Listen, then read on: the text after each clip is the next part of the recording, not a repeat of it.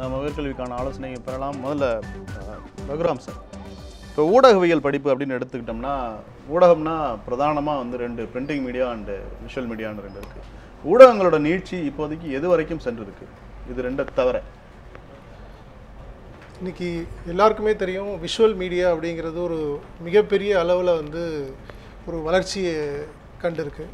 ஏன்னா இன்றைக்கி ஒரு விஷுவல் மீடியம் இல்லைன்னா உலகமே இல்லை அப்படிங்கிற அளவுக்கு டெவலப் ஆகிருக்கு. ஸோ நம்ம பார்க்குற டிவி, செல்ஃபோன், அதில் வரக்கூடிய விஷுவல்ஸு எல்லாமே வந்து ஒரு என்ஹான்ஸ் பண்ணி ஒரு அழகாக எந்த விஷயத்தையும் காட்ட வேண்டியும், அது ப்ராடக்ட் அட்வர்டைஸ்மெண்ட்டாக இருக்கட்டும், இல்லை நம்ம படிக்கிற புக்காக இருக்கட்டும், இல்லை எந்த ஒரு விஷயமும் நம்ம பார்க்குற எல்லாமே ஒரு அழகியல் சார்ந்து வர வேண்டும் என்பது அப்படிங்கிறது, அதுக்கு தொழில்நுட்ப வளர்ச்சி மிகப்பெரிய அளவில் வளர்ந்ததுனால இன்றைக்கி ஊடகத்துறையினுடைய வளர்ச்சி மிக பிரம்மாண்டமாக வளர்ந்து அதற்கான ஆப்பர்ச்சுனிட்டிஸும் வேலைவாய்ப்புமே வந்து பெரிய அளவில் பெருகிருக்கு அப்படிங்கிறது சொல்லலாம். ஸோ அதில் நீங்கள் உள்ள எல்லாருமே வந்து விஷுவல் மீடியம் அப்படின்னு எடுத்துட்டோம் அப்படின்னா அதில் நிறைய மீடியா வந்து அதில் இருக்குது. ஸோ ஒன்று வந்து பிரிண்ட் மீடியம் ஒன்று இருக்குது, தொலைக்காட்சி மீடியம் ஒன்று இருக்குது, ஃபோட்டோகிராஃபி இருக்குது, இல்லை சினிமாட்டோகிராஃபி இல்லை ஃபிலிம் சார்ந்த துறை ஒன்று இருக்குது. இன்னொன்று வந்து இந்த மாதிரி நிறைய வந்து நீங்கள் வந்து இல்லை சினிமான்னு எடுத்துக்கிட்டிங்க, இல்லை டிவின்னு எடுத்துக்கிட்டிங்கன்னா அதுக்குள்ளே வந்து நிறைய மீடியம் வரும். எடிட்டிங் இருக்குது, சவுண்ட் இன்ஜினியரிங் இருக்குது, சினிமாட்டோகிராஃபி இருக்குது, டைரக்ஷன் இருக்குது, ப்ரொடக்ஷன் டிபார்ட்மெண்ட் இருக்குது. இந்த மாதிரி நிறைய துறைகள் இன்றைக்கி வந்திருக்கு. இன்றைக்கி ஆன்லைன் வெப்சைட்னு எடுத்துக்கிட்டிங்க அப்படின்னா அதை டெவலப் பண்ணுறதுக்கும் நிறைய ஊடகங்கள் சார்ந்த நிறைய துறைகள் இன்றைக்கி வளர்ந்துருக்கு. ஸோ அது நிறையா எக்ஸ்டெண்ட் ஆகி போயிட்டே இருக்குது. அதோட ஒவ்வொரு துறை பற்றியும் நம்ம பேசலாம். முதல் தொலைபேசி அழைப்பாளர் இணைஞ்சிருக்கிறாரு பிரசாத், சென்னையிலேருந்து. வணக்கம் பிரசாத், உங்களுடைய சந்தேகம் என்ன? வணக்கம் சார். வணக்கம், சொல்லுங்கள் சார். நான் ஏரோஸ்பேஸ் இன்ஜினியரிங் கோர்ஸ் படிக்க நான் ஆசைப்படுறேன். ஓகே. இது தமிழ்நாட்டில் என்னென்ன காலேஜஸ் அது டீம்டு யூனிவர்சிட்டி வழங்குதுன்னு நான் தெரிஞ்சுக்கிறேன் சார். ஓகே, நீங்கள் என்ன படிப்பு இப்போதைக்கு படிச்சிருக்கீங்க சார்? நீங்கள் என்ன முடிச்சிருக்கீங்கன்னு ஆல்ரெடி? சார் நான் பயோமேஸ் +2 முடிச்சிருக்கிறார். ஓகே சார், ஏரோஸ்பேஸ் இன்ஜினியரிங் படிக்கணுங்கிறது அவருடைய தமிழ்நாட்டில் அவர் படிக்கிறதுக்கான வாய்ப்பு இருக்கா? எந்த அளவுக்கு? தமிழ்நாட்டில் நீங்கள் ஐஐடியில் போய் படிக்கலாம். அதெல்லாம் நீங்கள் ஜெய் மெயின், ஜே அட்வான்ஸ் எழுதி போகணும். அப்படி இல்லைன்னா வந்து நீங்கள் திருவனந்தபுரத்தில் வந்து ISRO கீழே வந்து Indian institute of space and science technology திருவனந்தபுரத்தில் இருக்குது. இது நீங்கள் படிக்கிறதுக்கு வந்து 4 ஆண்டுகளும் உங்களுக்கு வந்து போர்டிங், லாட்ஜிங் எல்லாம் ஃப்ரீ. ISRO சயின்டிஸ்டோடய சேர்ந்து சந்திரயான் 2னா என்ன, மங்கள்யான் 2னா என்ன அப்படிங்கிறத நீங்கள் ப்ராக்டிக்கலாக நீங்கள் வந்து பிளான் பண்ணி அவங்களோட லைவாக வந்து படிக்கலாம். அண்ட் இதில் படித்து முடிச்சதுக்கப்புறம் கம்பல்சரி நீங்கள் ISROவில் மினிமம் பீரியட் 3 இயர்ஸ் ஒர்க் பண்ணணும். அப்படி இல்லைனா பாண்ட் வந்து 10 லட்ச ரூபா கட்டணும். நீங்கள் படித்து முடித்து வெளியே வந்தோடனே மினிமம் சேலரி வந்து உங்களுக்கு வந்து 24 lakhs per year வந்து கிடைக்கும், அப்ராக்சிமேட்லி 7th pay கமிஷன் படி. பட் இதெல்லாம் வந்து நிறைய மாணவர்களுக்கு இது தெரியாது. இது வந்து ப்ராக்டிக்கல் ஓரியன்டல் லேர்னிங். இது மாதிரி நீங்கள் படிச்சிங்கன்னா அது நல்லாயிருக்கும். அப்படி இல்லைனா தமிழ்நாட்டில் வந்து படிக்கிறதுக்கு அண்ணா பல்கலைக்கழகத்தில் MITக்கில் வந்து நீங்கள் படிக்கலாம். டாக்டர் அப்துல் கலாம்லாம் அங்கே தான் படித்து போனாங்க. அங்கே நீங்கள் ஏரோநாட்டிக்கல் இன்ஜினியரிங் படிக்கலாம். ஏரோஸ்பேஸ் அங்கே கிடையாது. Aerospace IIT Kanpur and IIT Madras, Indian institute of space and science technology, இங்கே தான் நீங்கள் வந்து படிக்கலாம்.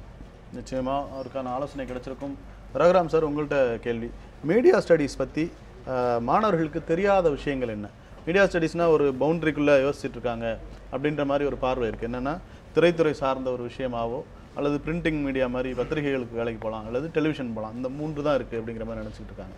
அல்லது அந்த மாதிரி ஒரு பார்வை இருக்குது. மீடியா ஸ்டடீஸுங்கிறது எவ்வளோ ஒரு வாஸ்டான ஏரியா, அதில் என்னென்ன துறைகள் மாணவர்கள் தெரியாமல் இருக்குது? கண்டிப்பாக இன்றைக்கி வந்து ஒரு ஒரு ஒரு பேஷனாக போயிடுச்சு. பசங்களுக்கு வந்து ஒரு விஸ்காம் அப்படின்னா வந்து ஒரு காலேஜில் படிக்கணும். விஸ்காம் அப்படிங்கிறது ஒரு ட்ரெண்டாக இன்றைக்கி வந்து இருக்குது. ஸோ அந்த துறை வந்து எதை சார்ந்த ஒரு படிப்பு, அதில் என்னென்ன துறைகளில் வந்து வேலைவாய்ப்பு கிடைக்கும் அப்படிங்கிற ஒரு அடிப்படை ஒரு நாலேஜ் கூட இல்லாமல் வந்து இன்றைக்கி நிறைய பேர் வந்து எடுத்துகிட்டு இருக்காங்க. அது மட்டும் இல்லாமல் இன்றைக்கி வந்து விஷுவல் கம்யூனிகேஷன் அப்படின்னு நிறைய பேர் எதுக்காக, ஏன்னா இன்றைக்கி ஆர்ட்ஸ் அண்ட் சயின்ஸ் காலேஜ் எடுத்துக்கிட்டிங்கன்னா ஆல்மோஸ்ட் ஒரு 75% மேலே தமிழ்நாட்டில் இருக்கிற எல்லா காலேஜ்லேயுமே BSc விஷுவல் கம்யூனிகேஷன் வந்து கடந்த ஒரு 5 ஆண்டுகளாக ஒரு வருஷமும் ஒரு புது காலேஜஸில் வந்துட்டுருக்கு. அதுக்கான டிமாண்டும் நிறைய ஆகிட்டுருக்கு. பட் அவுட்புட் வெளியில் எவ்வளோ பர்சன்டேஜ் அதில் படிக்கிறவங்க வந்து வேலைவாய்ப்பை பெறுறாங்க, இல்லை வேலைவாய்ப்பு பெறக்கூடிய அளவுக்கு அவங்களோட நாலேஜும் தகுதியும் எந்த அளவுக்கு இம்ப்ரூவ் ஆகிருக்கு அப்படின்னு பார்த்தீங்கன்னா 5% கூட சொல்ல முடியாது. காரணம் என்ன அப்படின்னா, இந்த துறையை தேர்ந்தெடுக்கிறவங்க எல்லாருமே வந்து ஒரு பேஷனை, இதில் வந்து நான் ஜெயிக்கணும், இந்த துறையில் தான் சாதிக்கணும் அப்படின்னு எடுக்கிறவங்களோட பர்சன்டேஜ் ரொம்ப கம்மி. அவங்க தான் அந்த 5% ஜெயிக்கிறாங்க. மீதி பேர் எல்லாருமே பார்த்தீங்கன்னா எனக்கு வந்து ஃபிசிக்ஸ் வேண்டாம், கெமிஸ்ட்ரி வேண்டாம், சயின்ஸ் குரூப் வேண்டாம், மேக்ஸ் வேண்டாம், அப்போ அதுக்கு ஆல்டர்னேட்டிவாக வந்து இது வந்து ஈஸியாக இருக்கும் அப்படின்னு வந்து சேர்றவங்க தான் நிறைய இருக்காங்க.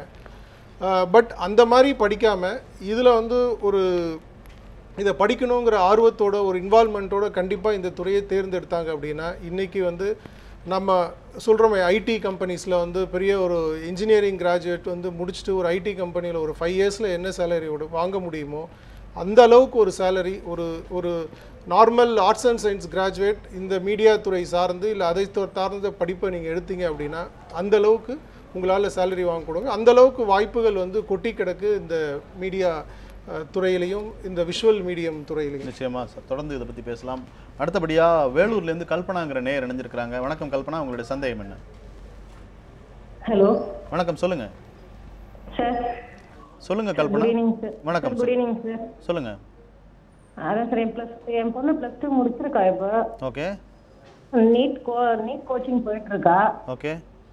சப்போஸ் நீட்ல குவாலிஃபை ஆகலைன்னா வெட்னரி சயின்ஸ் போகலாமா இல்லைன்னா அக்ரிகல்ச்சர் போகலாமான்னு சொல்லிட்டு சார் நெடுஞ்செழியன் சார் கிட்ட கேட்கலாம்னு சொல்லிட்டேங்க சார். நிச்சயமா நெடுஞ்செழியன் சார், அவங்களுக்கு நீங்கள் சரி, நீட் பற்றி நிறைய புரிதல் கிடையாது. நீட் பற்றி நிறைய ஃபியர் தான் உருவாக்கப்பட்டிருக்கு. நீட் வந்து மாணவர்கள் வந்து 11th போர்ஷனி 12th போர்ஷனி எத்தனை தடவை ரீட் பண்ணுறாங்களோ அவ்வளோ கூட வாய்ப்புகள் அதிகமாகும்.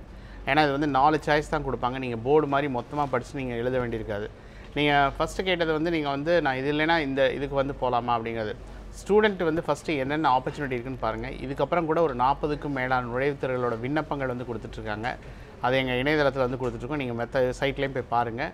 இது மெயினாக வந்து இந்த அப்ளிகேஷன்ஸ் எல்லாம் நீங்கள் இது போட்டால் கூட கிடைக்கும். பட் வெட்னரி வந்து MBBS இல்லைனா வெட்னரிங்கிறது வந்து பேசிக்கலி ஸ்டூடெண்ட் இன்ட்ரெஸ்ட் இல்லாமல் நான் ரெக்கமெண்ட் பண்ண மாட்டேன். பிகாஸ் இதுலையாவது நீங்கள் மேல் ஃபீமேலோட நீங்கள் அனாட்டமி ஃபிசியாலஜி ஃபார்மகாலஜி முடிஞ்சிடும். அங்கே ஒவ்வொரு அனிமலுக்கும் நீங்கள் வந்து அனாட்டமி ஃபிசியாலஜி படிக்கணும். இப்போ டாகு, கேட்டு, கேமல் என்னென்ன இருக்கோ எல்லாத்துக்கும் அனாட்டமி ஃபிசியாலஜி அண்ட் ஃபார்மகாலஜி படிக்கும்போது சப்ஜெக்ட் லோடு வந்து உங்களுக்கு ரொம்ப ஹெவியாக இருக்கும். பட் இன்ட்ரெஸ்ட் இருந்தால் படிங்க. டாக்டர் ஆகணுங்கிறதுக்காண்டி நீங்கள் அங்கே போய் படிக்க வேண்டாம். விவசாயம் சம்மந்தமாக நீங்கள் அக்ரிகல்ச்சர் வந்து படிக்கலாம். பட் ரிசர்ச்சில் நிறைய ஆப்ஷன்ஸ் இருக்குது. இப்போ பயாலஜிக்கல் ரிசர்ச்சில் வந்து உங்களுக்கு எண்ணற்ற Indian institute of science and education ரிசர்ச்னு இருக்குது. இதெல்லாம் வந்து நல்ல இன்ஸ்டிடியூஷன்ஸ். இங்கெல்லாம் படிக்கிறதுக்கு மந்த்லி 5000 rupees ஸ்டைஃபண்ட் தராங்க. நீங்கள் வந்து பணம் செலவழிக்க வேண்டியதில்லை. அரசு கல்லூரிகளில் சென்ட்ரல் கவர்மெண்ட்டில் நிறைய ஆப்ஷன்ஸ் இருக்குது. அதெல்லாம் நீங்கள் எக்ஸ்ப்ளோர் பண்ணி அதுக்கு அப்ளிகேஷன் போட்டு எழுதுறதுக்கான ஒரு வாய்ப்பை உருவாக்குங்க. கிடைக்குதா கிடைக்கலன்னா கூட அந்த அனுபவங்கள் வந்து அடுத்த ஆண்டு அவங்க வந்து ஏதாவது வேறு தேர்வு கூட எழுதுறதுக்கு வந்து ரொம்ப வேகமாக இருக்கும். நிச்சயமாக உங்களுக்கான ஆலோசனை கிடைச்சிருக்கும். அடுத்தபடியாக ரகுராம் சார், இதுக்கு ஏஜ் ரெஸ்ட்ரிக்ஷன் தான் இருக்கா? குறைந்தபட்ச வயதுன்னு ஒன்று இருக்குது. ஆக்சுவலாக என்னென்னா ஒரு உயர்கல்விக்கு போகிறதுக்கு அது உச்ச வரம்புன்னு எதாவது இருக்கா? இந்த வயசுக்கு மேலே நீங்கள் படிக்க முடியாது அப்படின்ற மாதிரி? கண்டிப்பாக நீங்கள் இப்போ ஒரு +2 முடிச்சுட்டு காலேஜில் போய் படிக்கணும் அப்படின்னா கண்டிப்பாக ஒவ்வொரு யூனிவர்சிட்டியும் அதுக்கு ஒரு வயது உச்சவரம்பு வந்து வச்சுருக்காங்க. அதில் படிக்கணும். பட் ஏஜ் லிமிட் அப்படிங்கிறது இந்த கரியருக்கோ இல்லை இதை படிக்கிறதுக்கோ கண்டிப்பாக தேவையில்லை. நீங்கள் ரெகுலர் காலேஜில் படிக்கிறதுக்கு வேணும்னா அந்த மாதிரியான ஒரு வரைமுறைகள் இருக்கிறதுக்கான சாத்தியங்கள் நிறைய இருக்குது. பட் இந்த துறை நீங்கள் வந்து ஏஜ் லிமிட்டே இல்லாமல் யார் வேணாலும் படிச்சுட்டு எந்த நேரத்துலையும் எங்கேயுமே வந்து ஒரு பெரிய அளவில் சம்பாதிக்க முடியும். ஃபார் எக்ஸாம்பிள் வந்து நீங்கள் ஃபோட்டோகிராஃபி அப்படின்னு எடுத்துட்டோம் அப்படின்னா ஃபோட்டோகிராஃபி அப்படிங்கிறதுக்கு வந்து வயது வரம்பு கிடையாது கற்றுக்கிறதுக்கு. அதில் பார்த்தீங்கன்னா ரொம்ப வாஸ்ட் ஆப்பர்ச்சுனிட்டி வந்து ஃபோட்டோகிராஃபியில் இருக்குது. நம்ம ஃபார் எக்ஸாம்பிள் ஒரு ஈவெண்ட் மேனேஜ்மெண்ட்டே இன்றைக்கி எடுத்துக்கிட்டிங்கன்னா ஒரு காலத்தில் வந்து கல்யாணத்துக்கு வந்து ரொம்ப குறைந்த அளவில் தான் இதுக்கான அவங்க ஸ்பெண்ட் பண்ணுற தொகைகள் வந்து கம்மியாக இருக்கும். பட் இன்றைக்கி வந்து பார்த்தீங்கன்னா ஒரு கல்யாணத்தில் மேக்ஸிமம் ஸ்பெண்ட் பண்ணுறது எதுக்கு அப்படின்னா ஃபோட்டோகிராஃபிக்கு வீடியோகிராஃபிக்கு தான் ஸ்பெண்ட் பண்ணிகிட்டு இருக்காங்க. ஏன்னா அது வந்து ஒரு எப்போவுமே தன்னை நினைவு கூர்ந்து கொண்டு இருக்கக்கூடிய ஒரு நினைவை திருப்பி நம்ம ரிப்பீட்டடாக அதை பார்த்துக்கிட்டு இருக்கிற விஷயம். அது ரொம்ப அழகாக வரணும், நல்லா வரணும், எல்லா ஜென்ரேஷனும் எனக்கு பின்னாடி வரக்கூடிய எல்லா ஜென்ரேஷனும் அதை பார்க்கணும், ரசிக்கணும் அப்படிங்கிறதுக்காக இன்றைக்கி இருக்கக்கூடிய மேக்ஸிமம் டெக்னாலஜி என்னவோ அவ்வளோத்தையும் அதில் வந்து அடாப்ட் பண்ணி கொண்டு வந்துக்கிட்டு இருக்காங்க. ஃபோட்டோகிராஃபின்னு ஒரு துறையை எடுத்துக்கிட்டிங்கனாலே அதுக்கு வந்து எந்த ஏஜ் லிமிட்டும் இல்லாமல் யார் வேணாலும் படிக்கலாம். பட் ஃபோட்டோகிராஃபியில் அகைன் எதை நீங்கள் ஸ்பெஷலைஸ் பண்ண போகிறீங்க? ஃபோட்டோகிராஃபின்னு எடுத்துட்டோம்னா ஈவெண்ட் ஃபோட்டோகிராஃபி இருக்குது, ஃபேஷன் ஃபோட்டோகிராஃபி இருக்குது, ப்ராடக்ட் ஃபோட்டோகிராஃபி இருக்குது, இண்டஸ்ட்ரியல் ஃபோட்டோகிராஃபி இருக்குது, இது மாதிரி நிறைய துறைகள், வைல்ட் லைஃப் ஃபோட்டோகிராஃபி இருக்குது. ஸோ இந்த மாதிரி ஏதாவது ஒரு துறையை எடுத்துக்கிட்டு அதில் நீங்கள் ஸ்பெஷலைஸ் பண்ணிக்கிட்டீங்கனாலே பண்ண முடியும். ஏன்னா இப்போ ஒரு அதுக்கு வந்து எப்படி கான்டாக்ட்ஸ், யாரை போய் அப்ரோச் பண்ணுறது, ஃபோட்டோகிராஃபிக்குன்னு ஏதாவது கம்பெனிஸில் வேலை வாய்ப்பு இருக்கா அப்படின்னா இன்றைக்கி நிறைய கார்ப்பரேட் கம்பெனிஸில் நிறைய ஃபோட்டோகிராஃபர்ஸ் வைக்கிறாங்க. இது இல்லாமல் ஃப்ரீலான்சராகவே ஒரு ஃபோட்டோகிராஃபரால் ஈஸியாக ஒரு மாதத்துக்கு வந்து ஒரு 25,000 1 லட்சம் ரூபாய் சம்பாதிக்க முடியும். வெறும் ஒரே ஒரு கேமரா வச்சுக்கிட்டு அவர் யாரையும் டிபெண்ட் பண்ணி இருக்கணுங்கிற அவசியம் கிடையாது. இன்றைக்கி நீங்கள் வெப்சைட்டில் நீங்கள் எந்த ஃபோட்டோ வேணும்னாலும் நம்ம என்ன பண்ணுறோம், கூகுளில் போயிட்டு இந்த ப்ராடக்ட்டுக்கு இந்த ஃபோட்டோ இருக்கான்னு சர்ச் பண்ணி அதிலேருந்து தான் எடுக்கிறோம். பட் அந்த ஃபோட்டோ எல்லாமே வந்து காப்பிரைட்டா அப்படின்னு தெரியாது. அந்த ஃபோட்டோ நீங்கள் வந்து மேபி உங்களோட லோக்கல் சின்ன யூஸ்க்கு யூஸ் பண்ணலாம். அதை நீங்கள் ஒரு ப்ராடக்டாக வெளியில் டிஸ்ப்ளே பண்ணணும், இல்லை ஒரு பிரிண்டட் ப்ரோஷராக போடணும், இல்லை உங்கள் வெப்சைட்டில் போடணும் அப்படின்னா கண்டிப்பாக அதுக்கு வந்து நீங்கள் ஒரு காப்பிரைட் இமேஜை தான் நீங்கள் எடுக்க முடியும். அப்போ அந்த மாதிரி காப்பிரைட் இமேஜ் கொடுக்கறதுக்கான நிறைய வெப்சைட்ஸ் இருக்குது. அங்கே போனீங்கன்னா நீங்கள் ஒரு ஃபோட்டோ எடுக்கணும், உங்களுக்கு ஒரு ஃபார் எக்ஸாம்பிள் உங்கள் வந்து ஒரு வெப்சைட் நீங்கள் டெவலப் பண்ணிக்கிட்டு இருக்கீங்க, அதில் காண்டாக்டர்ஸ்ன்ற பேஜுக்கு ரிலவெண்ட்டாக ஒரு ஃபோட்டோ வேணும் அப்படின்னா உடனே அதுக்கு நிறைய வெப்சைட்ஸு நிறைய ஃபோட்டோ இருக்குது. அந்த மாதிரி ஃபோட்டோ சைட்ஸில் உங்களோட ஃபோட்டோ எடுத்து போட்டிங்கன்னா யாராவது டவுன்லோட் பண்ணுறாங்கன்னா அதில் உங்களுக்கு ஒரு $50 $5 டிபெண்ட்ஸ் அப்பான் உங்களோட ஃபோட்டோவில் இருக்கிற அந்த க்ரியேட்டிவிட்டியும் இந்த விஷயத்தை வச்சு அதில் ஒரு மாதத்துக்கு சாதாரணமாகவே 50,000 1 லட்ச ரூபா வரைக்கும் வெறும் இந்த மாதிரி சைட்ஸில் அப்லோட் பண்ணியே நிறைய பேர் ஏர்ன் பண்ணிக்கிட்டு இருக்காங்க. நிச்சயமா. அடுத்தபடியாக வாட்ஸ்அப்பில் கேள்வி கேட்குற வாய்ப்பையும் நியூஸ் 7 தமிழ் ஏற்படுத்தியிருக்கு. அந்த வகையில் வாட்ஸ்அப்பில் கேட்கப்பட்ட ஒரு கேள்வியை நம்ம பார்த்துடலாம். M Arun Pandian, diploma mechanical முடிச்சிருக்கேன். அடுத்தது பிசிக்கலைசேஷனில் பிபிஎட் எம்பிஎட் அதுபோல் ஏதாவது படிக்க முடியுமா? எம்பிஏ ஆமாம், மெக்கானிக்கல் டிப்ளமோ படிச்சிருக்காப்புல. ஆக்சுவலாக ஃப்யூச்சரில் அடுத்தபடியாக பண்ணுறதுக்கான வாய்ப்புகள் பற்றி கேட்குறாரு. இல்லை, இப்போ நீங்கள் அட்வான்ஸ் டிப்ளமோ வந்து நிறைய இன்ஸ்டியூஷன்ஸ் வந்து ஆஃபர் பண்ணுறாங்க. உதாரணத்துக்கு இப்போ டிவிஎஸ் வந்து வானகரம் பாலிடெக்னிக்கில் வந்து அவங்க மெயினாக வந்து சிஎன்சி மிஷின்ஸ் இந்த மாதிரி இதெல்லாம் வந்து specialised machines, special purpose machines இதெல்லாம் வந்து ட்ரைனிங் பண்ணுறாங்க. அந்த மாதிரி நீங்கள் எடுத்து கம்பெனிஸில் போய் வேலை பார்க்கலாம். அப்படி இல்லைன்னா இந்த ரானே பாலிடெக்னிக் அவங்க அந்த இண்டஸ்ட்ரி ஓரியன்ட் பாலிடெக்னிக்ஸ் வந்து நிறைய ப்ரோக்ராம்ஸ் வந்து ஆஃபர் பண்ணுறாங்க. அந்த மாதிரி இதில் பாருங்கள். இல்லை வந்து NTTF பெங்களூரில் போய் நீங்கள் வந்து டூல் ரூம் சம்மந்தமாக வந்து படிக்கலாம். நீங்கள் வந்து ஒரு டிகிரி முடிச்சுட்டு நீங்கள் வந்து பார்ட் டைம் எங்கேயாவது ஒர்க் பண்ணிவிட்டு அதுக்கப்புறம் கொஞ்ச நாள் கழித்து அந்த எக்ஸ்பீரியன்ஸை வச்சு நீங்கள் வந்து பார்ட் டைம் பிஏ வந்து படிக்கலாம். அதுக்கப்புறம் தான் நீங்கள் MBA போகிறதுக்கான வாய்ப்புகள் வந்து உருவாக்கப்படும். ஏன்னா டிகிரிக்கு அப்புறம் தான் போஸ்ட் கிராஜுவேஷன் வந்தப்படம் +2 முடித்தோடனே டேரெக்டாக MBA பண்ணால் அதுக்கு அப்ளிகேஷன் இப்போ முடிஞ்சிச்சு. அது நீங்கள் வந்து அதுக்கு நீங்கள் எலிஜிபிலிட்டி வர மாட்டீங்க. Because only verbal ability analytical ability தான் கேட்பாங்க. நிச்சயமாக தொடர்ந்து நம்ம பேசலாம். அடுத்தபடியாக இப்போ இந்த ஃபோட்டோகிராஃபி அந்த மாதிரி விஷயங்களை பற்றி சொன்னீங்க டீட்டெயில். இதுக்கெல்லாம் எவ்வளோ செலவாகும்? ஆக்சுவலாக இப்போ ஃபோட்டோகிராஃபி என்னோட பேஷன், அது சார்ந்து நான் வந்து அகடமிக்காக தெரிஞ்சுக்கணும். பேஷனில் நானாக ஒரு கேமரா வாங்கி கற்றுக்கிறது இல்லாமல் ஒரு இன்ஸ்டியூட்டை டிபெண்ட் பண்ணி நான் அந்த கோர்ஸ் போய் படிக்கணும்னா எனக்கு எவ்வளோ செலவாகும்? ஆக்சுவலாக முதல்ல வந்து நீங்கள் ஒரு 4 வருஷத்துக்கு முன்னாடி வந்து அந்த கேமரா யூஸ்வலாக வந்து அந்த ப்ரொஃபஷனல் கேமரா வந்து நம்ம SLR கேமரா அப்படின்னு சொல்லுவோம். இப்போ நம்ம வந்து DSLR கேமரா, ஏன்னா இப்போ ஃபிலிம் லோடட் கேமரா கிடையாது, எல்லாமே டிஜிட்டல் டெக்னாலஜியில் உங்களுக்கு கேமரா வந்துருச்சு. அதை ஆப்ரேட் பண்ணுறது அப்படிங்கிறது மட்டும்தான். அந்த கேமராவோட மெக்கானிசம், அதை எப்படி ஆப்ரேட் பண்ணுறது, எப்படி ஃபங்க்ஷன் பண்ணுறது அப்படிங்கிறது மட்டும் ஒரு 1 வீக் கிளாஸ் இருந்தால் போதும். அது ஒரு டைப் ஆஃப் ட்ரைனிங். ஏன்னா இப்போ அது கூட தேவையில்லை. இன்றைக்கி எல்லாருமே வந்து இந்த மாதிரி DSLR வீட்டில் சாதாரணமாக ஒரு கேமரா வாங்குறவங்க கூட ப்ரொஃபஷனல் DSLR கேமரா லேக்ஸ் கணக்கில் ஸ்பெண்ட் பண்ணி தான் வாங்குறாங்க. அதில் மேனுவலாக எடுக்கிறதுக்காக நீங்கள் ஜென்ரலாக ஒரு ஃபோட்டோகிராஃபியில் அந்த டேர்ம்ஸ் பார்த்தீங்கன்னா ISO, ஷட்டர் ஸ்பீடு, அப்பர்ச்சர், இந்த மாதிரி விஷயங்கள் தான். அதை எல்லாத்தையுமே ஒருங்கிணைச்சு தான் அந்த கேமரா வந்து அதோட லைட்டிங்ஸ் இதை வச்சு ஃபங்க்ஷன் ஆகுது. இதை நீங்கள் ஆன்லைன்லேயே நிறைய டியூட்டர்ஸ் இருக்குது. இந்த மாதிரி வீட்டில் ஏற்கனவே கேமரா வச்சுருக்கவங்க ஆன்லைன் டியூட்டர்ஸ்லேயே வந்து ரொம்ப டீட்டெயில்டாக வச்சு படிக்கலாம். இல்லை உங்களுக்கு பர்சனலாக டியூட்டர் வேணும் அப்படின்னாலே நிறைய ப்ரைவேட் இன்ஸ்டியூஷன்ஸ் வந்து அதுக்காக இருக்குது. அது 3 months கோர்ஸ் இருக்குது, 1 month கோர்ஸ் இருக்குது, 6 months இருக்குது. இல்லை ஒரு ஏரியாவை மட்டும் ஸ்பெஷலைஸ் பண்ணி அதில் ப்ராக்டிக்கலாக படிக்கணும்னா 1 year கோர்ஸ் மாதிரிலாம் கூட இருக்குது. ஸோ இதோட ஸ்பெண்ட் பண்ணுறது அப்படின்னு பார்த்தீங்கன்னா உங்களுக்கு வந்து ஒரு 10,000 rupeesலேருந்து ஒரு 1 lakh 2 lakhs வரைக்கும் கோர்சஸ் வந்து அவைலபிளாக இருக்குது. பட் என்னோடய அட்வைஸ் என்ன அப்படின்னா, பேசிக்காக உங்களுக்கு வந்து அந்த கேமராவோட ஃபண்டமெண்டல்ஸையும் இதையும் நீங்கள் கற்றுக்கிட்டு எந்த ஏரியாவில் ஸ்பெஷலைஸ் பண்ணணுமோ அந்த ஏரியாவில் நீங்கள் என்ன பண்ணலாம் அப்படின்னா, அதுக்கு நெட்டில் வந்து நிறைய டியூட்டர் இருக்குது. ஸோ உங்களுக்கு வந்து ப்ராடக்ட் ஃபோட்டோகிராஃபிலே நம்ம தேடி அந்த கண்டிப்பாக கற்றுக்கிட்டு அதில் நிறைய நீங்கள் ப்ராடக்ட்ஸை எடுத்து பார்க்குறதுக்கு உங்களுக்கு அந்த எக்ஸ்பீரியன்ஸ், அந்த நாலேஜ் வந்து கண்டிப்பாக உங்களுக்கு நிச்சயமாக நம்ம தொடர்ந்து பேசலாம். அடுத்தபடியாக சென்னையிலேருந்து ஜோன்ஸ் அப்படிங்கிற நேயர் இணைஞ்சிருக்காரு. வணக்கம் ஜோன்ஸ், உங்களோட சந்தேகம் என்ன? BSc மேக்ஸ் முடிச்சிருக்கேன். ஓகே. அடுத்து டைரக்டாக MSc அஸ்ட்ரானமி பண்ண முடியுமா? அப்படி MSc அஸ்ட்ரானமி பண்ண முடியுமா இருந்தால் ஃபாரின் யூனிவர்சிட்டிஸ் என்ன சஜஸ்ட் பண்ணுவீங்க? ஆமாம் சார், BSc மேத்ஸ் படிச்சிருக்காப்புல. இதுலேருந்து அதுக்கு போக முடியுமா அப்படிங்கிறது அவரோட ஃபஸ்ட்டு சந்தேகம். அப்படி போக முடியும்னா ஃபாரினில் எந்த கண்ட்ரியில் அதுக்கான கோர்சஸ் அவைலபிளாக இருக்குன்னு கேட்குறாரு.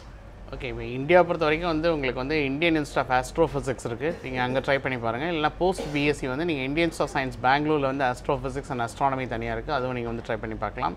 அப்ராடில் வந்து நிறைய யூனிவர்சிட்டிஸ் இருக்குது. But traditionally we have a traditional knowledge. அஸ்ட்ரானமியில் வந்து இந்தியா தான் ஒன் ஆஃப் த பயனியர் இந்த ஃபீல்ட். அதனால் நீங்கள் இந்தியாவில் படிக்கிறதுட்டு நீங்கள் போஸ்ட், அதாவது நீங்கள் MSc முடிச்சதுக்கப்புறம் அதுக்கப்புறம் நீங்கள் வந்து இன்டெகிரேட்டட் PhD வேணால் நீங்கள் வெளிநாடுக்கு வந்து போகலாம்.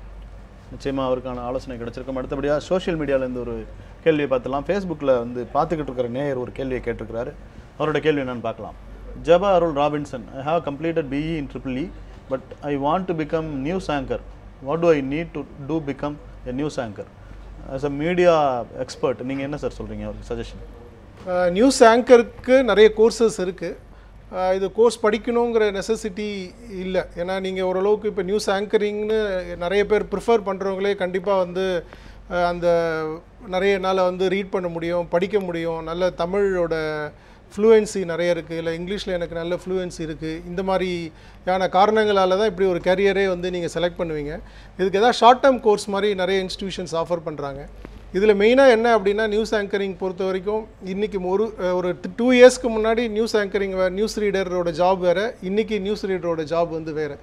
அப்போ வந்து வெறும் பார்த்து படிக்க தெரிஞ்சால் போதும். ஸோ அப்போ வந்து உங்களோட பாடி லாங்குவேஜ், உங்களுடைய உச்சரிப்பு தன்மை, இந்த விஷயங்கள் மட்டும் இருந்தாலே நீங்கள் வந்து ஒரு நியூஸ் ரீடராக ஆக முடியும். பட் இன்றைக்கி வந்து அப்படி கிடையாது. கண்டென்ட்டு இன்றைக்கி சோஷியல் நெட்வொர்க் ப்ளஸ் வந்து இன்றைக்கி இருக்கக்கூடிய நியூஸ் எந்த அளவுக்கு நீங்கள் வந்து உள்வாங்கியிருக்கீங்க அப்படிங்கிறது ரொம்ப ரொம்ப முக்கியம். ஏன்னா யாருமே வந்து இப்போ பார்த்து படிக்கிற நியூஸ் ரீடிங்கை விட டிஸ்கஸ் பண்ணுறதுக்கும் வந்து ஒரு இன்டர்வியூ எடுக்கிறதுக்கும் அந்த சப்ஜெக்டை வந்து ரொம்ப நியூஸ் இன் டீட்டெயில் அந்த மாதிரி தான் வந்து நியூஸ் ரீடர்ஸை வந்து எல்லா சேனல்லையுமே வந்து எதிர்பார்த்துக்கிட்டு இருக்காங்க. ஸோ அதனால் இதை வந்து நீங்கள் ஒரு நியூஸ் ரீட் பண்ணுறதுக்கும் உங்களை உச்சரிப்புத்தன்மையும் 15 நாள் 20 நாளில் கண்டிப்பாக உங்களை வந்து ஒரு சிறந்த ப்ரெசன்டேட்டராக உங்களை வந்து வெளியில் கொண்டு வர முடியும். பட் அதை அப்பாற்பட்டு நியூஸ் ரீடருக்கு வந்து கண்டென்ட் இன்றைக்கி ரொம்ப ரொம்ப முக்கியம். ஸோ அதை நீங்கள் வந்து நிறைய நியூஸ் பேப்பர் படிக்கிறதும், நிறைய விஷயங்கள் கூகுளில் போய் இது சர்ச் பண்ணி நிறைய விஷயங்களை ஆராய்ந்தால் மட்டும்தான் உங்களால் அதில் முன்னுக்கு வர முடியும். நெடுஞ்செழியன் சார், தேசிய அளவில் இந்த மாதிரியான விஷயங்களை ஒரு ப்ரொஃபஷ்னலாக கற்றுக் கொடுக்கறதுக்கான நிறுவனங்கள் இருக்கா? அதுக்கான வாய்ப்புகள் எந்த அளவுக்கு? ஓகே, இது ஃபிலிமன் வீடியோ ப்ரொடக்ஷனுக்கு வந்து உங்களுக்கு வந்து நேஷனல் இன்ஸ்டிடியூட் ஆஃப் டிசைன் சொல்லிட்டு உங்களுக்கு அஹமதாபாத்தில் இருக்குது. Ministry of industry and commerce கீழே வருது, அங்கே படிக்கலாம். விஷுவல் கம்யூனிகேஷன் IIT பாம்பேலே சொல்லித்தராங்க. அது வந்து under graduation common entrance exam for design அப்படின்னு வந்து UCன்னு ஒரு எக்ஸாம் எழுதி போகணும். இந்த ஆண்டு எங்கள் மூலமாக ஒரு 15 மாணவர்கள் வந்து தமிழ்நாட்டிலேருந்து போகிறாங்க. அந்த எக்ஸாமினேஷன் தேர்வுக்கு வந்து குவாலிஃபை ஆகிருக்காங்க.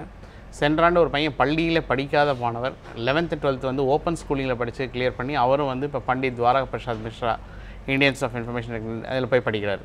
ஸோ இதெல்லாம் வந்து வாய்ப்புகள் நிறைய இருக்குது. இதில் வந்து நிறைய வந்து மாணவர்களுக்கு வந்து பிளாட்ஃபார்ம் இருக்குது. பட் இன்ஸ்டியூஷன் தெரியாது, எங்கே படிக்கணும் என்னங்கிறது தெரியாதனால அந்த மாணவர்கள் வந்து வாய்ப்பை தவறுது. இதெல்லாம் ministry of industry and commerce கீழே நேஷனல் இன்ஸ்டிடியூட் ஆஃப் டிசைன் வருது. IIT Bombay ministry of HRD கீழே வருது. இதெல்லாம் போய் படிச்சிங்கன்னா ஆல்ரெடி இதெல்லாம் வந்து ஆல்ரெடி டிசைனில் வந்து தேவ் டன். இதை வந்து டிசைன் பெர்ஸ்பெக்டிவ்லையும் பார்க்கலாம். இப்போ சார் சொன்ன ஃபோட்டோகிராஃபிக்கு வந்து நீங்கள் லைட் அண்ட் லைஃப் அகாடமின்னு சொல்லிட்டு லவ்டேல் ஊட்டியில் இருக்குது. That's only Kotak approved institution. அவங்க வந்து ஒரு ஃபோட்டோகிராஃபி பற்றி எடுக்கிறதுக்கு வந்து சொல்லி தராங்க. அங்கே மிஸ்டர் இக்பால் அஹமன் இருக்கார். அவர் தான் நிறைய பேர் இன்றைக்கி ப்ரொஃபஷனல் ட்ரெயின் பண்ணியிருக்காங்க. நிறையா இருக்குது. பட் எக்ஸ்பென்சஸ் வந்து நீங்கள் போக போக அந்த கேமரா சாஃப்ட்வேர் எல்லாம் வாங்கும்போது நிறைய ரொம்ப காஸ்ட் வந்து உங்களுக்கு ஹெவி ஆகும். நிச்சயமாக தொடர்ந்து நாம் பேசலாம். அடுத்தபடியாக வினோத்கிற நேயர் இணைஞ்சிருக்கிறார். வணக்கம் வினோத், உங்களோட சந்தேகம் என்ன? சார், பிஃபார்ம் கம்ப்ளீட் பண்ணியிருக்கேன். ஓகே. இப்போ ஃபார்மசி ஃபீல்டில் தான் ஒர்க் பண்ணிட்டு இருக்கேன். ஓகே. மேற்கொண்டு நான் எம்ஃபார்ம் பண்ணலான்னு இருக்கேன். எம்ஃபார்மில் வந்து ஃபார்மசி ப்ராக்டிஸ் இருக்குது. அது பண்ணால் ஃபியூச்சர் இருக்கா என்னன்னு டவுட் இருக்குது. நிச்சயமாக நெடுஞ்செழியன் சார். எம்காமில் எம்ஃபார்ம் ஓகே. எம்ஃபார்ம் வந்து நிறைய ஆப்ஷன் இருக்குது. உங்களுக்கு நிப்பர்னு ஒரு institute, national institute for pharmaceutical education research அப்படின்னு சொல்லிட்டு நாக்பூரில் இருக்குது. இந்தியாவில் நிறைய லொக்கேஷனில் இருக்குது. அதில் நீங்கள் ட்ரை பண்ணலாம். அப்படி இல்லைனா வந்து ICT மும்பைன்னு இருக்குது. அதாவது இன்ஸ்டியூட் ஆஃப் கெமிக்கல் டெக்னாலஜி வந்து ஃபார்மலி நோன் அஸ் UDCT பாம்பேன்னு இருக்குது. அங்கே வந்து MPharm medicinal chemistry, traditional medicine இருக்குது. இப்போ உதாரணத்துக்கு வந்து நம்ம நிறைய இது வந்து ட்ரெடிஷ்னல் மெடிசன் யூஸ் பண்ணி எப்படி பண்ணலாங்கிறதுக்கு இது தவிர வந்து நீங்கள் வந்து நேஷனல் பொட்டானிக்கல் ரிசர்ச் சென்டர்னு சொல்லிட்டு சென்ட்ரல் கவர்மெண்ட் இன்ஸ்டியூஷன் ஒன்று இருக்குது. அவங்க தான் இப்போ வந்து இந்த BGR34ன்னு ஒரு டேப்லெட் வந்து 5 ரூபீஸ்க்கு டயபெட்டிக்லாம் வந்து கொடுத்துருக்காங்க. இதெல்லாம் வந்து இது மாதிரி நீங்கள் ஃபார்மசி முடிச்சுட்டு நீங்கள் இந்த மாதிரி இன்ஸ்டியூஷனில் படிக்கலாம். IITலேயும் உங்களுக்கு ஃபார்மசி வந்து தனியாக வந்து ஆப்ஷன்ஸ் இருக்குது. அதில் வந்து நீங்கள் ட்ரை பண்ணி பார்க்கலாம். நேஷனல் லெவலில் ட்ரை பண்ணுங்கள், உங்கள் ஃப்யூச்சர் ரொம்ப நல்லாயிருக்கும். ரகுராம் சார், இந்த ஒவ்வொரு படிப்புக்கும் பார்த்தீங்கன்னா படிக்க முடியாதவங்க அல்லது ஏதோ ஒரு இதில் ரெகுலர் கோர்ஸில் படிக்க முடியாமல் கரஸ்பாண்டன்ஸில் படிக்கலாம் அப்படின்ற ஒரு பாசிபிலிட்டி ஏற்படுத்தப்பட்டிருக்கு நம்ம எஜுகேஷன் சிஸ்டத்தில். ஊடகவியல் சார்ந்த படிப்புகளை கரஸ்பாண்டன்ஸில் படிக்கிறது நல்லதா, அட்வைசபிளா? நீங்கள் வந்து அதை என்கரேஜ் பண்ணுறீங்களா? இல்லை, இது கரஸ்பாண்டன்ஸில் படிக்கக்கூடிய படிப்பு கிடையாது முதல்ல. ஏன்னா இது வந்து ப்ராக்டிக்கலாக நம்ம தெரிஞ்சிக்க வேண்டிய விஷயங்கள். இதுக்கு ஒரு சினிமாட்டோகிராஃபர் ஆகணும், இல்லை ஒரு ஃபோட்டோகிராஃபர் ஆகணும்னா அது அந்த உபகரணத்தை ஒரு டியூட்டரோடு இருந்து அதை எப்படி பயன்படுத்துறது, அதில் இருக்கக்கூடிய நுணுக்கங்கள், இது எல்லாமே நீங்கள் டிஸ்டன்ஸில் ஒரு புக்கை வச்சு படிச்சுட்டு எக்ஸாம் எழுதுகிற படிப்பு இது கிடையாது. மேபி கரஸ்பாண்டன்ஸ் யாருக்கு யூஸ் ஆகலான்னா, ஆல்ரெடி அவங்களுக்கு வந்து இந்த சப்ஜெக்ட் தெரியும், இந்த நுணுக்கங்கள் தெரியும், அவங்களுக்கு வந்து ஒரு சர்டிஃபிகேட் வேணும், ஒரு டிப்ளமோ வேணும், டிகிரி வேணுங்கிறவங்க இந்த மாதிரி கோர்சஸ் போகலாம், சர்டிஃபிகேட் எடுத்துக்கலாம். கரஸ்பாண்டன்ஸ் எதுவுமே தெரியாமல் வெறும் டிஸ்டன்ஸ் கோர்சஸ்க்கு அப்படின்னு சொல்லி வெறும் சர்டிஃபிகேட்டுக்காக நீங்கள் வந்து எல்லாமே தெரிஞ்சுக்கிட்டு படிக்கணும் அப்படிங்கிற இது கிடையாது. பொதுவாகவே இந்த மாதிரி ஊடகவியல் எந்த படிப்புமே வந்து டிஸ்டன்ஸில் படிக்கிறது அட்வைசபிள் இல்லை. சரி, நெடுஞ்செழியன் சார், நீங்கள் இந்த இதில் என்ன கருத்து? இல்லை, ஆக்சுவலாக அந்த டிஸ்டன்ஸ் எஜுகேஷனுங்கிறதுல வந்து நிறைய வந்து அப்ரூவல் இதெல்லாம் இஷ்யூஸ் இருக்குது. இதில் முக்கியமாக பார்க்க வேண்டியது வந்து எனிதிங் சார் சொன்ன மாதிரி ப்ராக்டிக்கல் ஓரியன்ட். இது வந்து டிஸ்டன்ஸில் அப்ரூவ்டே கிடையாது. அதாவது உங்களுக்கு டிஸ்டன்ஸ் டிக்குன்னு ஒன்று இருக்குது, அவங்க வந்து அப்ரூவ் பண்ணும் இந்த கோர்சஸ் எல்லாம். இப்போ எது ப்ராக்டிக்கல் ஓரியன்டேஷன் இருக்கோ, இந்த தொலைதூர கல்வியில் வந்து ப்ராக்டிக்கல் இருக்கிறதுக்கு வந்து அன்றாட நீங்கள் நிறைய பண்ணி சயின்ஸ் ஓரியன்ட் இது எல்லாமே வந்து சரி, இந்த சார் சொல்கிற இந்த மாதிரி டெக்னிக்கல் கோர்சஸ் சரி, இதெல்லாம் வந்து அப்ரூவல் வந்து கிடையாது. அதனால் நீங்கள் போய் அது முதல்ல அப்ரூவல் இருக்கான்னு சொல்லிட்டு டிஸ்டன்ஸ் எஜுகேஷன் கவுன்சில் சைட் இருக்குது, அதில் போய் பார்த்துட்டு என்னென்ன கோர்சஸ்க்கு அப்ரூவல் இருக்குதுன்னு பார்த்துட்டு அதுக்கப்புறம் நீங்கள் அந்த படிப்பு எடுத்திங்கன்னா கரெக்டாக இருக்கும். நிச்சயமாக இது பல பேரோட கேள்வியாக உள்ளுக்குள்ளே இருந்ததுனால கரஸ்பாண்டன்ஸில் படிக்கிற சார்ந்த கைடன்ஸ் நிறைய பேர் அது தேவைப்படுது. படிக்கவே எந்த விதத்துலையும் வழி இல்லாதவங்க தேர்ந்தெடுக்க வேண்டியதான் கரஸ்பாண்டன்ஸ். ப்ராக்டிக்கல் நாலேஜ் வேண்டியவங்க அந்த வழியில் போகிறது சரியில்லை அப்படிங்கிறத சொல்லியிருக்கீங்க. சோஷியல் மீடியாவிலேருந்து ஒரு கேள்வி பார்த்துடலாம் சார். சாந்தியா கருணாகரன் அப்படின்றவங்க ஒரு கேள்வி, சந்தியா கருணாகரன் அப்படின்றவங்க, which is better fashion designing in arts or fashion technology engineering? Nedunchezhiyan sir. இல்லை, இதில் அப்ரோச் ரெண்டுமே வேறு. இப்போ ஃபேஷன் டிசைன் அப்படிங்கிறது வந்து அதனோட அப்ரோச் வந்து ஒன்லி டிசைன் ஓரியன்டாக இருக்கும். இப்போ ஃபேஷன் டெக்னாலஜிங்கிறது வந்து இப்போ நீங்கள் அந்த ஃபேஷன் டிசைன் பண்ணி நீங்கள் டிசைன் பண்ணதை வந்து மேனுஃபேக்சர் பண்ணுறதுக்கு என்ன மாதிரி மெஷினரிஸ் யூஸ் பண்ணணும், என்ன மாதிரி மெட்டீரியல்ஸ் யூஸ் பண்ணணும், அதை எப்படி வந்து ப்ரொடக்ஷன் பண்ணுங்கிறத நீங்கள் இன்ஜினியரிங் ஓரியன்ட் ஃபேஷன் டெக்னாலஜியில் படிப்பீங்க. டிசைன்கிறது வந்து நிறைய இருக்குது. உங்களுக்கு வந்து டெக்ஸ்டைல் டிசைன்ஸ் இருக்குது, அப்பேரல் டிசைன்ஸ் இருக்குது, அப்புறம் வந்து கம்யூனிகேஷன் டிசைன் இருக்குது. நிறைய அந்த டிசைன்ஸோட அப்ரோச் வந்து கம்ப்ளீட்லி டிஃப்ரெண்ட். அது வந்து உங்களுக்கு நிறைய ட்ராயிங் இந்த மாதிரி பெர்ஸ்பெக்டிவ் இருக்கும். டெக்னாலஜி கம்ப்ளீட்டாக வந்து உங்களுக்கு வந்து இதை வந்து நான் டிசைன் பண்ணதை ப்ரொடக்ஷன் பண்ணுறதுக்கு என்ன மாதிரி உபகரணங்கள், என்ன மாதிரி வந்து நான் டூல்ஸை யூஸ் பண்ணி இதை வந்து பண்ணணுங்கிறதா டெக்னாலஜி ஓரியன்டாக படிப்பீங்க. நிச்சயமாக. இப்போ ஊடகவியல் படிப்புகள் பற்றி கேட்குறப்போ ஒரு விஷயம் இது என்னென்னா, பெரும்பாலும் ஊடகவியல் சார்ந்த விஷயம்லாம் ஃபேஷன் ட்ரிவன்.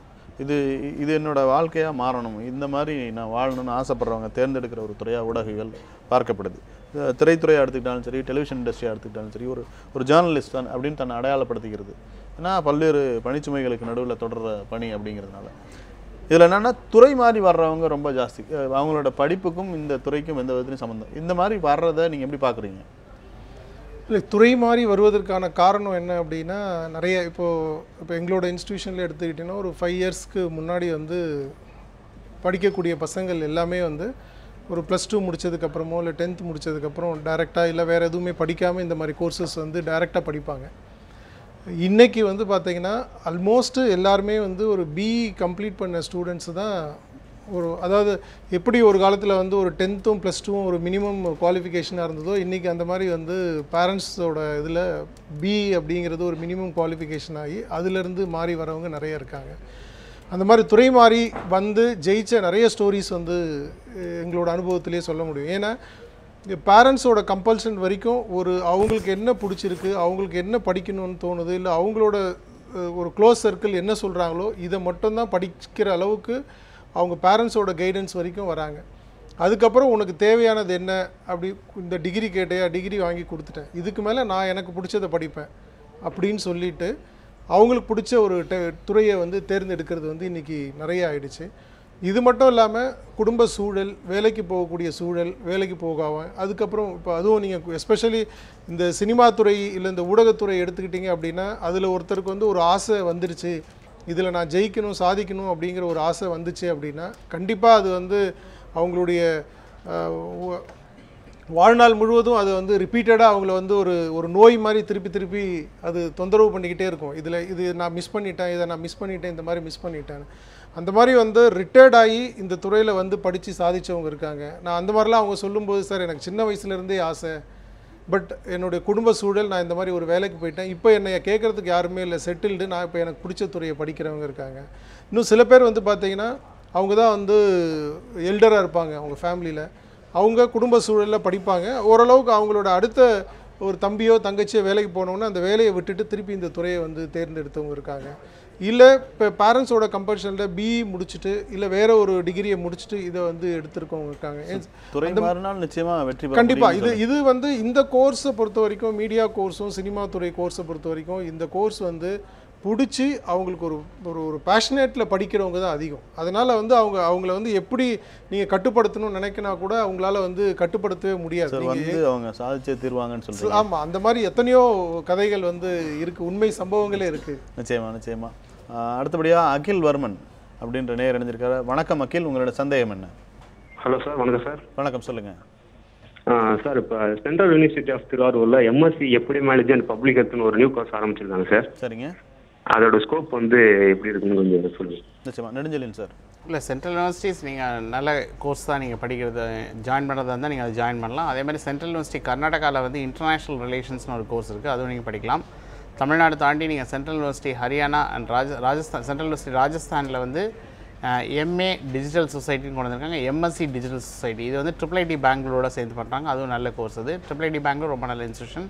அந்த மாதிரி கோர்ஸஸ் நீங்கள் வந்து பார்க்கலாம். மோஸ்ட்லி சென்ட்ரல் யூனிவர்சிட்டிஸ் வந்து இப்போ மார்க்கெட்டில் என்ன நீட் இருக்குது, அதுக்கு என்ன மாதிரி நம்ம கரிக்குலம் டிசைன் பண்ணோம், அது என்ன பண்ணால் மாணவர்களுக்கு வேலை வாய்ப்புகள் வந்து கொஞ்சம் அந்த ஏரியாவில் வந்து ரொம்ப கம்மியாக இருக்கிறதுக்கு வந்து உருவாக்குறதுக்காண்டி நிறையா வந்து பண்ணிகிட்ருக்காங்க. நிச்சயமாக அவருக்கான ஆலோசனை கிடைச்சிருக்கும். அடுத்தபடியாக இப்போ இந்த ஊடகவியல் தான் என்னுடைய துறை, என்னுடைய கேரியர் இதுதான் அப்படின்னு நான் சூஸ் பண்ணுறது எந்த ஏஜில் நடக்கணும் அல்லது எந்த ஸ்டேஜில் நடக்கணும் ஒருத்தவங்களோட லைஃப்பில்? இது கண்டிப்பாக எல்லாருக்குமே அந்த துறை செலக்ட் பண்ணுறதுக்கு வந்து +2 முடித்தது ஒன்று நடக்கிற விஷயங்கள் தான். ஸோ +2 முடிக்கும்போது அவங்க இந்த துறை தான் தேர்ந்தெடுத்து அதில் வந்து படிக்கலாம். ஏன்னா முதல்ல வந்து visual communication, BSc visual communication மட்டும்தான் எல்லா துறையும் சேர்ந்து இருந்தது. இன்றைக்கி அப்படி கிடையாது. ஸோ ஃபிலிம் மேக்கிங்க்கும் தனியாக கோர்ஸ் இருக்குது, பிரிண்டிங் டெக்னாலஜிக்கும் தனி கோர்ஸ் இருக்குது, ஃபோட்டோகிராஃபிக்கும் தனி டிகிரி இருக்குது. ஈவன் பிரிண்டிங் டெக்னாலஜிக்கு பார்த்திங்கன்னா இப்போ அண்ணா யூனிவர்சிட்டியில் பிஇ பிரிண்டிங் டெக்னாலஜி கோர்ஸ் கூட இருக்குது. ஸோ அதனால் ஆஃப்டர் +2 அவங்க படிக்கிறது நல்லது. ஈவன் இப்போது ஆக்சுவலாக சென்ட்ரல் கவர்மெண்ட்டில் சிபிஎஸ்சியில் பார்த்தீங்கன்னா 10th முடித்ததுக்கப்புறம் கூட +2 கூட வொக்கேஷ்னல் கோர்ஸில் வந்து அவங்களுக்கு எந்த துறை சார்ந்திருக்கோ அது சம்மந்தமாகவே நீங்கள் வந்து +2 வந்து படிக்க முடியும். கலாக்ஷேத்ராலேயே வந்து கோர்ஸ் இருக்குது. நீங்கள் டான்ஸ் வேணுமா, இல்லை பெயிண்டிங் வேணுமா, ஆர்ட் வேணுமா, அது கூட நீங்கள் வந்து +2ல் வந்து ஒரு மெயின் சப்ஜெக்டாக. ஸோ +2 அந்த 17 அட் த ஏஜ் ஆஃப் 17லேயே அதை தீர்மானிக்கணும்னு சொல்கிறீங்க ஊடகவியலாளர். நிச்சயமாக. அடுத்தபடியாக சோஷியல் மீடியாவிலேருந்து ஒரு கொஷின் பார்த்துடலாம். அருள்நாதன் சண்முகம் அப்படின்றவர் ஒரு கேள்வியை முன்வைக்கிறாரு. அதுக்கு முன்னாடி வாட்ஸ்அப்பில் ஒரு கேள்வி இருக்குது, அதை பார்த்துடலாம். நான் +2 முடிச்சிருக்கேன், அடுத்து பிஎஸ்சி நியூட்ரிஷன் படிக்கலாமா, அதுக்கு ஸ்கோப் இருக்கா? அவங்க பேர் ஃபர்ஹானா ஃப்ரம் செங்கோட்டை, திருநெல்வேலி. சொல்லுங்கள். தாராளமாக நீங்கள் வந்து நீங்கள் ஃபுட் சயின்ஸ் வந்து ரொம்ப இம்பார்ட்டன்ட் ஏரியா. அதில் நீங்கள் நியூட்ரிஷன் படித்தீங்க அப்படின்னா வந்து தாராளமாக இங்கே நீங்கள் லோக்கலில் நல்ல traditional arts and science college, autonomous காலேஜில் நீங்கள் படிச்சுட்டு கூட பிஎஸ்சி முடிச்சுட்டு அதுக்கப்புறம் வந்து எம்எஸ்சி வந்து ஃபுட் டெக்னாலஜி வந்து உங்களுக்கு CFTRIன்னு ஒரு இன்ஸ்டியூட் இருக்குது, central food training research institute வந்து மைசூரில் இருக்குது. இது CSIR லேப் அந்த இதுக்குள்ள கீழே வரும். இங்கே நீங்கள் இன்டெகிரேட்டட் PhD கூட பண்ணலாம். இவங்க தான் வந்து நிறைய நம்ம குலோப் ஜாமுன் மிக்ஸ்லேருந்து ப்ரோட்டீன் சயின்ஸ்லேருந்து லிபிட் சயின்ஸ் நிறைய ஏரியா வந்து ரிசர்ச் பண்ணுறாங்க. நிறைய ஸ்கோப் இருக்குது, நீங்கள் தாராளமாக படிக்கலாம். நிச்சயமாக. சோஷியல் மீடியாவில் ஃபேஸ்புக்கில் ஒரு கேள்வி இருக்குது, அந்த கேள்வியை நம்ம பார்த்துடலாம். அருள்நாதன் சண்முகம் அப்படின்றவங்க ஒரு கேள்வி முன் வச்சுருக்காங்க. Sir, I have finished BDS. I have running a clinic for 7 years in Tamil Nadu. Planning to do online MBA hospital management course and planning for abroad by this degree. Kindly suggest a college which is eligible for abroad. Nedunchezhiyan sir. இல்லை, ஆக்சுவலாக வந்து நீங்கள் இப்போ வெளிநாடுகளில் வந்து நீங்கள் courses படிக்கிறது அப்படிங்கிறது வந்து கரஸ்பாண்டன்ஸில் நீங்கள் அந்த ஆன்லைன் கோர்சஸ் வந்து நீங்கள் அது நாலேஜ் இதுக்காண்டி வந்து பண்ணலாம். சர்டிஃபிகேஷன் நிறைய தராங்க. இப்போ மைக்ரோ மாஸ்டர்ஸ் டிகிரி அப்படிங்கிற மாதிரி மாஸ்டர்ஸ் டிகிரியை இன்டெகிரேட் பண்ணி தராங்க. அந்த மாதிரி கோர்சஸ் நீங்கள் எடுத்து படிக்கிறதுனா படிக்கலாம். பட் உங்கள் மெடிக்கல் ஹாஸ்பிட்டல் மேனேஜ்மெண்ட்டுக்கு வந்து நிறைய இப்போ இங்கே இந்தியாவில் படிக்கணும் அப்படின்னா Tata institute of social science வந்து master of health hospital management course வந்து தராங்க. பட் நீங்கள் சொல்கிற ஆன்லைன் கோர்சஸில் நீங்கள் படிக்கிறதுக்கு வந்து நிறைய வந்து இந்த மூக்ஸ்னு வெப்சைட்ஸ் இருக்குது, மேசிவ் ஓப்பன் ஆன்லைன் கோர்சஸ் சைட்ஸில் போய் நீங்கள் வந்து உங்களுக்கு எந்த யூனிவர்சிட்டியில் உங்களுக்கு காஸ்ட் எங்கே வந்து ஒர்க் அவுட் ஆகுதோ அந்த மாதிரி யூனிவர்சிட்டிஸ் நீங்கள் எடுத்து படிக்கலாம். நிச்சயமாக அவங்களுக்கான ஆலோசனை கிடைச்சிருக்கும். அடுத்தபடியாக இப்போது இந்த துறைக்கு நீங்கள் இந்த ஊடகவியல் சார்ந்த துறைக்கு வந்து இது வந்து ரீஜன் ஸ்பெசிஃபிக்காக இப்போ இங்கே ஊடகவியல் படிக்கிற ஒருத்தர் வெளிநாட்டில் போய் ஒர்க் பண்ணுறதுக்கான வாய்ப்புகள் இருக்கா ஏதாவது ஒரு வகையில்? கண்டிப்பாக இது வந்து கண்டிப்பாக நீங்கள் ஒரு தமிழ்நாட்டில் படிச்சுட்டு தமிழ்நாட்டை சார்ந்து தான் நீங்கள் வேலை செய்யணும் அப்படிங்கிறது கிடையாது. இது நம்ம படிக்கிறது வந்து டெக்னாலஜி தான் படிக்கிறோம். ஸோ இப்போ சவுண்ட் இன்ஜினியரிங் படிக்கிறோம்னா சவுண்ட் இன்ஜினியரிங்க்கோ இல்லை எடிட்டிங்க்கோ இல்லை வந்து கிராஃபிக் டிசைனிங்க்கோ வெப் டிசைனிங்க்கோ வேர்ல்டு வைடு வந்து ஒரே மென்பொருள் ஒரே சாஃப்ட்வேர் தான் வந்து யூஸ் பண்ணிகிட்ருக்காங்க. ஸோ அதனால் நீங்கள் எங்கே கற்றுக்குறீங்களோ உலகத்தில் எந்த மூலைக்கும் உங்களால் போய் வந்து அதை பயன்படுத்த முடியும். அதே மாதிரி ஜேர்னலிசம் நீங்கள் எடுத்துக்கிட்டிங்கனாலும் எழுத்தியல் அப்படிங்கிறது ஒன்று தானே. ஸோ நீங்கள் அந்த வே ஆஃப் ப்ரெசன்டேஷன் அப்படிங்கிறது ஒன்று தான். அதனால் இது வந்து ஸ்பெசிஃபிக்காக இங்கே தான் படிக்கணும், இல்லை இங்கே படிச்சுட்டு வேறு இங்கே தான் வேலை செய்யணும் அப்படிங்கிறது கிடையாது. ஸோ வேர்ல்டு வைடு எல்லா இடத்துலையுமே உங்களுக்கு வந்து ஆப்பர்ச்சுனிட்டி இருக்கும். இன்றைக்கி எல்லா இடத்துலையுமே ஒரே மாதிரியான அப்டேட்ஸ் தான் வந்து நடந்துகிட்டு இருக்கு. அங்கே அப்டேட் ஆகிறதா நம்ம இங்கே பயன்படுத்திக்கிட்டு இருக்கோம். ஸோ அதனால் இது வந்து எந்த பவுண்டரிக்கும் உட்படாதுன்னு சொல்கிறீங்க ஊடகவியல் சார்ந்த படிப்புகள். நிச்சயமாக நம்ம வாட்ஸ்அப்பில் கேட்கப்பட்டிருக்க இன்னொரு கேள்வியை பார்த்துடலாம். நமக்கு பல்வேறு கொஷின்ஸ் வந்து வாட்ஸ்அப்பில் வந்துட்டுருக்கு. அதில் வந்த ஒரு கொஷினை பார்த்துடலாம். ஹலோ சார், நான் விக்னேஷ் ஃப்ரம் ஒசூர்லேருந்து பேசுகிறேன். 12th மெக்கட்ரானிக்ஸ் படிக்கலான்னு இருக்கேன். எங்கே படிக்கலாம், அது படித்தா அதோட ஸ்கோப் என்னன்னு கொஞ்சம் சொல்லுங்கள் சார். மெக்கட்ரானிக்ஸ் படிக்கணும்னு ஆசைப்படுறாரு, எங்கே படிக்கலாம்? மெக்கட்ரானிக்ஸ் வந்து ஆஸ் ஆஃப் நவ் நீங்கள் government aided institution Thyagaraja engineering college மதுரையில் வந்து படிக்கலாம். பட் நான் என்ன சொல்லேன்னா, எல்லா பிரான்ச்சுக்குமே ஸ்கோப் இருக்குது. நீங்கள் இந்த பர்டிகுலர் பிரான்ச்சு நீங்கள் உங்களை ரெஸ்ட்ரிக்ட் பண்ணாதீங்க. ஏன்னா வந்து எந்த பிரான்ச் படித்தாலும் நீங்கள் இன்ஸ்டியூஷன் நல்ல இன்ஸ்டியூஷனில் படிக்கணும். நீங்கள் கோர்ஸ்க்காண்டி எங்கேயா டிவியேட் ஆகிட்டீங்க அப்படின்னா அதுக்கப்புறம் வந்து இருக்குது. நல்ல எக்ஸாம்பிள் சொல்லணும்னா கோர்ஸ் முக்கியமாக, இன்ஸ்டியூஷன் முக்கியமாக. இன்ஸ்டியூஷன் தான் ரொம்ப முக்கியம். ஹோட்டல் மேனேஜ்மெண்ட்ங்கிறது டிகிரி லோக்கலில் படித்தா ஒரு சாதாரண வேலைக்கு போக வேண்டியிருக்கும். அடுத்த லெவல் ஒரு இன்ஸ்டியூஷனில் படிச்சிங்கன்னா ஏதோ ஒரு 8,000 to 10,000 சம்பளம் கிடைக்கும். அடுத்த லெவல் ஹோட்டல் மேனேஜ்மெண்ட் இப்போ சென்னையில் வந்து இன்ஸ்டியூட் ஆஃப் ஹோட்டல் மேனேஜ்மெண்ட் தரமணியில் படிச்சிங்கன்னா ஒரு 5 ஸ்டார் ஹோட்டலில் 20,000 to 30,000 சம்பளம் கிடைக்கலாம். அதுக்கு அடுத்த லெவல் நீங்கள் ஹோட்டல் மேனேஜ்மெண்ட் வந்து இன்ஸ்டியூட் ஆஃப் ஹோட்டல் மேனேஜ்மெண்ட் அவுரங்காபாத்தில் போய் படிச்சிங்கன்னா அது வந்து completely manage by Taj group of hotels. Minimum 50,000 to 1 lakh சம்பாதிக்கலாம். என்னென்னா டிகிரியில் என்ன சொல்லித்தராங்கன்னு பார்க்கணும். அவங்களோட சிலபஸில் வந்து குளோபல் ஃபெஸ்டிவல்ஸ் அண்ட் ஈவெண்ட்ஸ் வந்து ஒன் ஆஃப் த கரிக்குலம். அதில் என்ன சொல்லி தருவாங்கன்னா, இப்போ Singapore shopping festival, Dubai shopping ஃபெஸ்டிவல்னால் அந்த நகரத்தையே எப்படி மாற்றுறது, ஒரு விற்பனை நகரமாக எப்படி கொண்டு வரது, இதெல்லாம் பார்ட் ஆஃப் த கரிக்குலம். உள்ளே என்ன படிக்கிறீங்கிறது ரொம்ப ரொம்ப பார்க்கணும். வெறும் டிகிரிங்கிற பேரில் போனோம் அப்படின்னா நம்ம வந்து உள்ளே போய் ஏமாந்துடும். இப்போ நீங்கள் மெக்கட்ரானிக்ஸ் அப்படின்னு போனீங்கன்னா கரிக்குலம் வந்து கேட் சிலபஸ் இருக்கா, கேட்டில் இந்த பேப்பருக்கு கனெக்ஷன்ஸ் இருக்கா, நான் எடுத்தேன்னா அடுத்த லெவல் நான் போகிறதுக்கான வாய்ப்புகள் இருக்கா, இதெல்லாம் வந்து நீங்கள் வந்து நிறைய வந்து ஒரு கம்ப்ளீட் இன்ஃபர்மேஷன் தெரிஞ்சதுக்கப்புறம் நீங்கள் சூஸ் பண்ணிங்கன்னா பெட்டராக இருக்கும். இல்லைனா நம்ம இந்த கோர்ஸை போய் நம்ம ஏதாவது ஒரு நல்லா இல்லாத கல்லூரிகளில் போய் நம்ம லேண்ட் ஆகிடக்கூடாது. நிச்சயமாக அவங்களுக்கான ஆலோசனை கிடைச்சிருக்கும். அடுத்தபடியாக சார், அட்வர்டைஸ்மெண்ட் இண்டஸ்ட்ரியோட இம்பார்ட்டன்ஸ் சொல்லுங்கள். இதில் வந்து எந்த மாதிரிலாம் நம்ம சாதிக்க முடியும்? அட்வர்டைஸ்மெண்ட் இண்டஸ்ட்ரி அப்படிங்கிறது எல்லாருக்குமே இப்போ தெரிஞ்சிருக்கும். அதில் வந்து புதுசாக சொல்ல வேண்டிய அவசியமே கிடையாது. ஏன்னா இன்றைக்கி எல்லா வர்த்தக நிறுவனங்களும் தன்னுடைய ப்ராடக்டையும் தன்னுடைய விஷயத்தையும் வெளிப்படுத்திக்கிறதுக்கு வந்து காட்சிப்படுத்திக்கிறதுக்கோ இல்லை அந்த ப்ராடக்டை பற்றியான ஒரு அவேர்னஸை க்ரியேட் பண்ணுறதுக்கு வந்து கண்டிப்பாக ஒரு அட்வர்டைஸ்மெண்ட் இல்லாமல் இருக்க முடியாது. இதில் பிரிண்ட் அட்வர்டைஸ்மெண்ட் இருக்குது, விஷுவல் ஆட் இருக்குது, ஸோ இந்த மாதிரி மோஷன் பிக்சர்ஸ்க்கான ஆட், வீடியோ அட்வர்டைஸ்மெண்ட்ஸ் இருக்குது, இல்லை இப்போ வாட்ஸ்அப்பில் வந்து பதிவு பண்ணுறதுக்கான அந்த மாதிரி அட்வர்டைஸ்மெண்ட் இருக்குது. இந்த மாதிரி அட்வர்டைஸ்மெண்ட்டில் வந்து பல விதங்கள் பல பரிமாணங்கள் வந்து இன்றைக்கி இருக்குது. ஸோ அதுக்கு வந்து ஒரு விஷயத்தை காட்சிப்படுத்துதல் எப்படி அப்படிங்கிறது வந்து ரொம்ப ரொம்ப முக்கியம். அதுக்கு வந்து நிறைய நாலேஜ் வந்து உங்களுக்கு வந்து அந்த விஷுவல் டிசைன் சம்மந்தமான கோர்சஸ் வந்து நீங்கள் படிச்சிங்க அப்படின்னா யூஸ்ஃபுல்லாக இருக்கும். அப்போது அதுக்கு நிறைய விஷயங்கள் நீங்கள் எப்படி அப்சர்வ் பண்ணுறீங்க ஒரு ப்ராடக்ட்டை. ஏன்னா இன்றைக்கி பிரிண்டிங் டெக்னாலஜியை பிரிண்ட் ஆடே பார்த்தீங்கன்னா ஒரு சாதாரணமாக ஒரு டிடிபி ஒரே சாஃப்ட்வேர் ஒரு டிடிபி சென்டரில் ஒரு விஷயத்தை பண்ணுறதுக்கும் ஒரு கார்ப்பரேட் கம்பெனியில் ஒரு விஷயத்தை ஒரே ஒரு விசிட்டிங் கார்டு இல்லை ஒரு சின்ன ஆடு ஒரு சின்ன லே அவுட் பண்ணுறதுக்கு வந்து பார்த்திங்கன்னா ஒரு 100 rupees சார்ஜ் பண்ணுறவங்க இருக்காங்க. அதே ஆடை 5,000 rupees சார்ஜ் பண்ணுறவங்க இருப்பாங்க. அப்போ அந்த 5,000 rupees சார்ஜ் பண்ணுறவங்ககிட்டையும் 100 rupees சார்ஜ் பண்ணுறவங்ககிட்ட என்ன இருக்குன்னா 100 rupees வந்து நீங்கள் என்ன கொடுக்குறீங்களோ அந்த கண்டென்ட் அதில் வச்சு கொடுப்பாங்க. 5,000 rupees ஒருத்தர் சார்ஜ் பண்ணுறாங்கன்னா அவங்களோட வே என்ன இருக்குன்னா ஒரு விஷயத்தை ஒரு ஆடில் ஃபஸ்ட்டு எதை பார்க்கணும், ரெண்டாவது எதை பார்க்கணும், மூணாவது எதை பார்க்கணும், இப்படின்னு சைக்காலஜிக்கலாக உங்களை ஃபஸ்ட்டு இதை பார்க்க வைக்கிறதும் ரெண்டாவது ஒன்று பார்க்க வைக்கிறதுக்கும் இதையும் சைஸ்லேயும் கலர்லேயும் அந்த வே ஆஃப் ப்ரெசன்டேஷன்லேயும் உங்களை பார்க்க வைக்கிறது. ஸோ இது பிரிண்ட் ஆடில். அதே மாதிரி விஷுவல் ஆடில் எந்த கண்டென்ட்டை முதல்ல சொல்லணும், எந்த விஷுவலை பார்க்கணும், இந்த மாதிரி வந்து நிறைய விஷயங்கள் அது சம்மந்தமாக படிக்க வேண்டியது இருக்குது. ஸோ அது ஒரு பெரிய இண்டஸ்ட்ரி. ஓரளவுக்கு நல்ல க்ரியேட்டிவிட்டி உள்ளவங்க அதை எடுத்துட்டாங்க அப்படின்னா நல்ல கான்செப்ட் ஓரியன்டாக புது புது விஷயங்களை யோசிக்கிறவங்களுக்கு வந்து நிறைய ஆப்பர்ச்சுனிட்டி அதில் இருக்குது. நிச்சயமாக அதை பற்றி இன்னும் சில கேள்விகள் இருக்குது, நம்ம கேட்கலாம். தொலைபேசி வழியால் ஒரு அழைப்பாளர் இணைஞ்சிருக்கிறாங்க, மரகதவல்லி. வணக்கம் மரகதவல்லி, உங்களுடைய சந்தேகம் என்ன? வணக்கம் சார். சொல்லுங்கள். என் பையன் பயோமேக்ஸ் பண்ணுறான். ஓகே. +2 முடிச்சிருக்கான் சார். ஓகே. அதுக்கு நேச்சுரோபதி பண்ணலாமான்னு சொல்லுங்கள் சார். நேச்சுரோபதி பண்ணலாமா சார்?